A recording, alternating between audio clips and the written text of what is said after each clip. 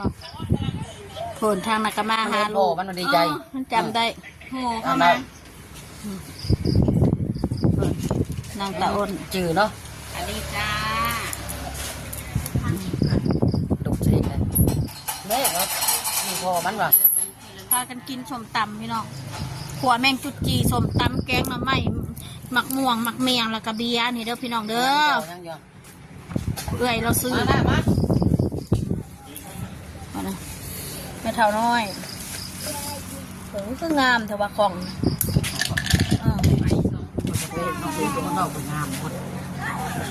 งามดีใดในกล้องถ้าเบิ่งเด้อบ่เสื้อบัดโพสนี่งามครับอันน่ะ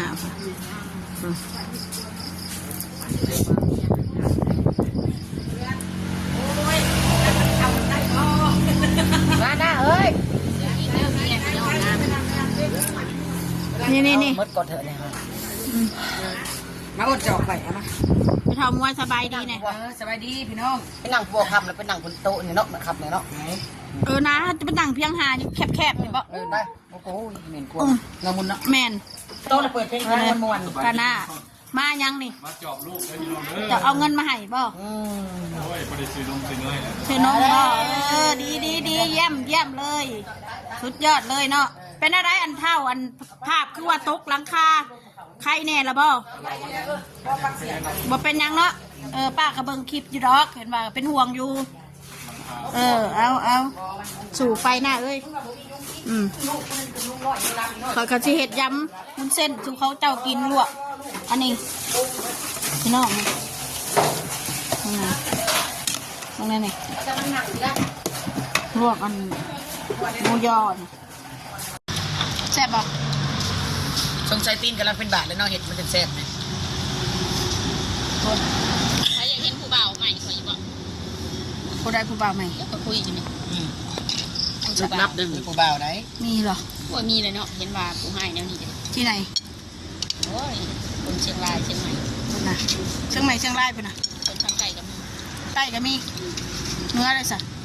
เชียงใหม่เชียงรายกับเนื้ออะไรเนาะแซ่บบ่สมวยกินยำความลับบ่ได้เห็นดอกเลยสีมือร้านสาวไปให้เห็นแล้วแซ่บมันบอกทุกคนจะขนาดบ่มีเครื่องไม่ครบมันขึ้นอยู่ที่ผงนัวผงสุรสเด้อมันแซ่บโอ้ยขึ้นมือที่ขึ้นอยู่ที่สีมืออย่าว่านั้นสีมือนังมุนเด้เราใส่จะหนาบ่ได้กินได้แล้ววันภาษาเห็ดให้กินใส่ให้กินขึ้นอยู่กับแป้งนัวกันขึ้นอยู่กับคนเห็ดแล้วใส่แต่แป้งนัวก็มันสิแซ่บหมดนะเนาะพี่กูเนาะเป็นยังแซ่บได้เนาะน้ำหวยยังแซ่บเนาะโดยยำวุ้นเส้นหมูสับมีเส้นหมูสับได้จับเลยยอขาดกระพักบ่มีพักยังกับบ่มีหัวหอมกับบ่มีต้มโอ่งก็จะหอมไปอีกแบบเนื้อเสียบๆมาสู่กินเลยนะงานมาโอเคสำหรับบ่เข้มเนาะเข้มอยู่บ่พอดีเลยเนี่ยบ่แซ่บเลยรสชาติแบบกินง่ายๆกลมๆแม่นกลมๆจะไม่เปรี้ยวมากจะไม่หวานมากพอดีกลมแซ่บมันเลยเพื่อนบ่มีกระดาษกินเนี่ยแซ่บขนาดเครื่องบุคคลนี่เนาะ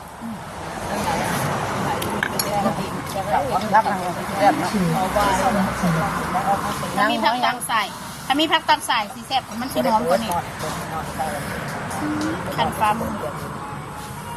ถึกเลขบ้องเสียตาจะเงินน่ะคันมือน่ะก็เลยเงินแบบคันมือต้องไหนเงินถ้าช่วงไม่น้อยเดินเก้าถ้าเฟิร์นมายังจะขานี่กดพอดีว่ะยังขาเดียวเลื่อนนี่เลื่อนยังแหละกระนับเอาเลยเอาไว้แล้วได้เพียงมาเพิ่นซื้อแผ่นเพิร์ดซื้อนมมาให้ลูกเพิ่นพี่น้องเลยเบียร์เหตุงานเหตุการณ์มันตะคาป้าเมียเป็นขยันขันแข็งในเราความรับผิดชอบเราขนาดเลยดาคอยเบิ่งในคลิปกุ้มพี่กุ้มน้องกุ้มครอบครัวสิเป็นอัตโนมัติดีแล้วดีมากเลยแต่พอเมียผัดประเภทแบบนี้นะประเภทเฮ็ดอยู่เนาะว่าความดีมันก็มีเป็นคนละอย่างเพียงแต่บ่เข้าใจกันก็คือว่าคนเฮาป้ากันบ่จำเป็นต้องสร้างกัน เป็นหมู่เป็นพวกกันก็ได้คือเก่า แม่นควร เอาอีหลีได้ ถูกต้อง ถ้าข่อยบ่อยากให้พิษกันสร้างกัน 1,000% เป็นหมู่เป็นพวกกันเนาะสาวมวย กันเกลียดกันสักกันเห็นก็บ่ถามถือว่า เพิ่นซื้อนมให้ลูกเพิ่นลังหนึ่งแผ่นเพิดข้าวต้มขนมเพิ่นพาลูกเพิ่นไปซื้อเอ้ยไปกับพ่อบ่สนใจแม่เลยนะแม่อีกหน่อยเพิ่นเห็นพ่อเพิ่นแกล้งกอดพ่อเพิ่นว่าสั่นมาซื้อของมาได้ไหมเนี่ย กินได้เอานี่ เอามาสิยินให้เจ้าดิ อยู่กันทั่วหน้า นี่จะเบิ่งแน่นี่ หนังตีกาเลยพี่น้อง ขนาดลบตาสังคม มา กันเลยได้จุดจะบัด กระเทาวันเด้อพี่น้องเอ้ยกินยำพากันมาเล่นน้ำกันนี่แหละแซ่บอยู่ได้ ความแซ่บเดี๋ยวว่าแซ่บสิเบิดบ่ ข้าวม้วนเราแซ่บไร แซ่บอันนี้ก็แซ่บอันนี้เนาะพอดีเนาะรสชาติก่อนบ่ได้ว่าย่องกินแล้วมันบ่จ้างบ่เค็มบ่นัวบ่สมบ่หวาน พอดีมันกลมกล่อม มันกลมกล่อมมันยังบ่ตอบมาเด้อนี่เด้อเบิ่งนำกันเด้อเดี๋ยวว่าอันนั้นนี่นะ มันเป็นยัง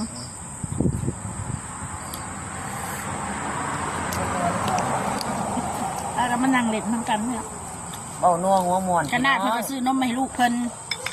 ก็เลยมาเจอกัน ให้แล้วมวย เจอกัน มาปรึกษาเรื่องลูกแล้วพี่น้องไอ้คนนั้นมาลอยมาอย่างกันเด้อ อย่าว่าไปตัวทิพย์แสดงลูกชายของลูกแล้วเรื่องน้องเมฆแล้วที่เอาแนวใดกับลูกพาลูกไปหาหมอแต่พูดแหละได้เงินได้คำพูดแหละพี่น้องไปดอกคอยนี่แหละที่เป็นอาสาพาไปเหรอไปหาจมูกเขาก่อนมันเถอะคุณหมอเพิ่นอาจจะมีตัวยาคนละตัวยากับมานาก็ได้มามาหน้า ได้ เพิ่นยังอันนั้นบ่หลับยาอยู่บ่ได้ บ่ได้เศร้าแล้ว เอาแล้วบ่ หมอบ่ใหายแล้วก็คือปกติ อยู่น้ำพอมโดนมานา ปกติ เขาไม่ได้ให้แบบว่าเดี๋ยวพอมันดีขึ้นหรือว่าเขาให้อยู่เขาอยู่เพราะว่ามันกิน เพราะหน้าให้มันรับยาแค่ยาตัวให้เขากินยาแมลงมาคือตั้งแต่6 โมงกันสิเอาใส่กับนมยักษ์หนึ่งให้เขากิน จะตรงหนึ่ง เขารับให้เขาพักผ่อนมาอยู่นิ่งมาพี่น้องน้องเมฆน้ำหูจักเบิดเพียงแต่มันเบา แล้วเราเห็นพอแล้วเราก็เล่นใส่เลย ขนาดคอยให้เพิ่นก็ยังหูจักว่าคอยให้เพิ่นมันยังกระร้องเพลงอะนะให้คอยฟังเป็ดกับข้าร้องเพลงให้คอยฟังมันร้องก็ว่าสิ มันดีใจนะพี่น้องเป็นน่ะเพิ่นคือสิขึ้นฮอดพ่อเพิ่นฮู้จักพ่อมาได้พ่อเพิ่นมาเพิ่นก็แล่นครับลูกพ่อฮะ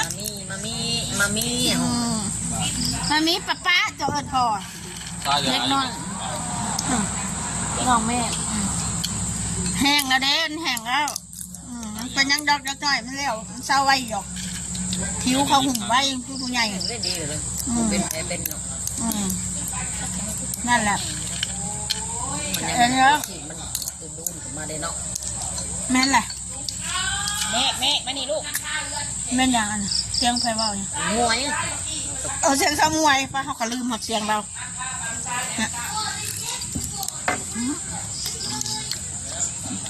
พี่นางทองไปใช้คือผู้เห็นนางทอง เล่นกับพิงกี้เล่นเกมกับพิงกี้เขาบอกหับทั้งหมดเลยทั้งหมด มันหักกับบ่ฮับป่ะ ลูกที่กลัวนอกกันบอกหับเราบนก่อนเนาะ มาเชื่อเขาชัน น้องชันเราค่ะก็สึก โอเคโซเลกันนี่แหละเนาะเบิ้งหน้าคอยแล้วก็เบิ้งหน้าทุกคนนำแหละ นี่มันกบก้นแม่ นั่นเด้ นี่เด้อ ยัง มวน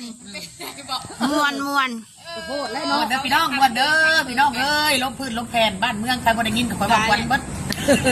สมวยจะนอนผิดบ่ บ่ได้เป็นยังไงได้ เมื่อจากโมง จักสิว่า แล้วแต่ เลิกวงยามใดขอ เบาเสียงเตสะเลิกวงตี 3ได้ เอากว่ากันเมื่อตี 3 ตื้อใจขนาดตี 3ได้ มวยตี 3ไหม ใจขนาดเว้ยกับตี 3เพื่อนนะสาวข่อย แนวมันไหนเพื่อสิได้พบหน้าทุกตากันแบบนี้เนาะ เนาะก็มวนเนี่ยเนาะ แนวมัน เวลาเขาไปเพื่อนเพิ่นนะที่เขามาโหลดได้ ผู้โตอยู่นะสะ คำเขามาโหลดได้ เนาะไปที่ยามขันโหดออกรุ่นอ่อนเนาะบ่รุ่นเอ้ยเจ้าหัดกว่าจะฮู้เจ้าอยู่หน่อยเพื่อนแม่ยังบ่อยู่เจ้าแม่อีแม่เราสิเว้าเลยกี่น้อยนี่จนแบบมันผีเฮือนมันจับแล้วเราไปใส่ได้แล้วว่าไปยันเพื่อนไปเหาะนี้ปลาก่อน ครับ แต่มันเป็นอะไรมันกินหอดเงิน ไผก็คิดฮอดคือกันแนวนั่งบรรยากาศ ค่ำแล้วมาแล้วก็คิดฮอดเรือนเราได้ โอ้คือกันแหละ แต่มานั่ง มันขึ้นฮอดผัวปะเนาะ โอ้ได้ผัว ก็ว่าอยู่ได้บ่ คนนั้นตลอดมนกันได้ไปทางไหน นะ นะ เขาบอกเราเด้อ ล่ะ โอ้ยไอ้ก้อยนะ ว่าแล้วว่ามันเคินนะ บ่ได้เค ม ย นบ่ได้เขาบ่ได้คิดฮอด ใครไม่ได้ขึ้นฮอดนะเขาคือกันเลยขึ้นฮ เขา อ บ่ ด ได้คิดฮอดได้ก้อย ได้เว้าค่อย เฮ้ยกินบ่กาแฟเฮ้ยเอาแบบใดเฮ้ยเอาสเปเชียลบ่ เนาะ กาแฟมาแล้วกาแฟดำกาแฟดำไหนแล้วประวัติขึ้นได้ดงน้ำดัน เว้าพื้นผัวเลยพี่น้องเอ้ย โอ้ยออกกันไปเนี่ย เอา พี่ ไป น้อง เอา เล มาย กัน กระมวลนะ โซเล่กันว่าสิไปหาหลวงปู่ศิลา ไปมือจะก็ไปบอกนะ มีเงิน แมงจุดจีแล้วพี่น้องแมงจุดจียำกันยังนะขโมยยำยังบักกะไหล มาเพียมาเป็น หายเดือนได้นานแล้วตาย เอาโอเคสาราซาสะอ่ะลาก็เด้อพ่อแม่พี่น้องขอบคุณทุกเม่นทุกไร่ทุกกำลังใจจ้าบายบายซะน้อยนี่จะผูกงาม ไปเอ้ยสุขุสุข โอเค จะมา